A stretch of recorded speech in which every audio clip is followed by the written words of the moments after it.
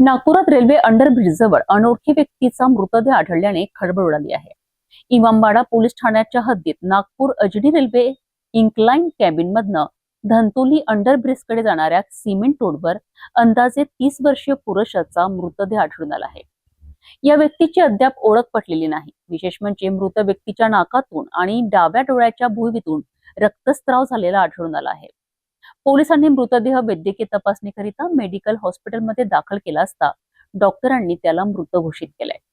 या प्रकरणी इमामवाडा पोलिसांनी आकस्मिक मृत्यूची नोंद करून तपास सुरू केला आहे. नागपुरातील इमामवाडा पोलीस ठाण्याच्या हद्दीत एक अनोळखी व्यक्तीचा मृतदेह आढळून आल्याने खळबळ उडाली आहे. 11 ऑगस्ट रोजी दुपारी सुमारे 3:45 सुमारास नागपूर अजनी रेल्वे इन्क्लाइन कॅबिनकडनं धंतोली अंडरब्रिजकडे जाणाऱ्या सिमेंट रोडवर अंदाजे 30 वर्षीय पुरुष मृतावस्थेत आढळून आला आहे.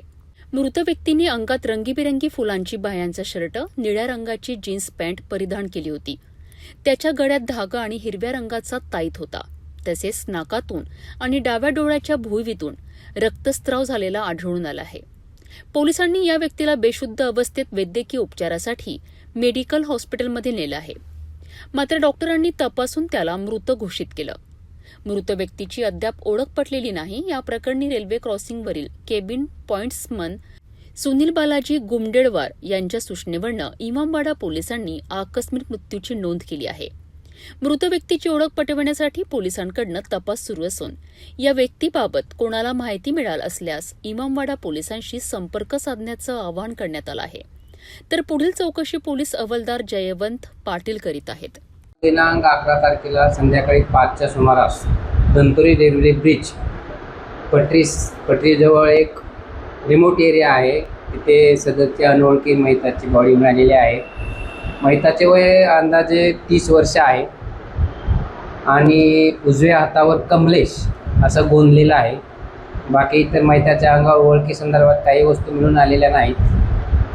अंगात काळ्या आणि निळ्या डिझाईनचा शर्ट आहे आणि निळी जीन्स पॅन्ट आहे आणि महितांनी क्रॉक्स, काळे पांढरे क्रॉक्स घातलेले होते असे एकंदरीत वर्णन आहे. त्याबाबतच्या नातेवाईकाचा आम्ही शोध घेत आहोत आणि पुढील तपास चालू आहे. बॉडीवर तसे निशाण कुठले मारहाणीचे दिसून आलेले नाहीत. बॉडीच्या डोळ्या शेजारून थोडं रक्त येत होतं.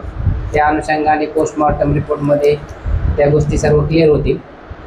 प्रायमापेशी सदर बाबतीत बाबा तो एखाद्या वेळेस तोल जाऊन पडलेला असू शकतो अशी शक्यता वाटत आहे. परंतु सर्व बाजूने आम्ही त्याबाबतचा तपास करत आहोत. सदर इसमाची ओळख पटवण्याचा पण प्रयत्न करत आहोत. पुढील चौकशी करत आहोत.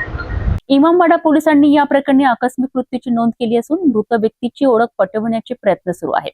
मृत्यू नेमका कशामुळे झाला याचाही तपास केला जात आहे. या अनोळखी व्यक्तीबाबत कोणाला माहिती असल्यास त्यांनी इमामबाडा पोलिसांशी संपर्क साधावा असं आवाहन पोलिसांकडून करण्यात आलं आहे.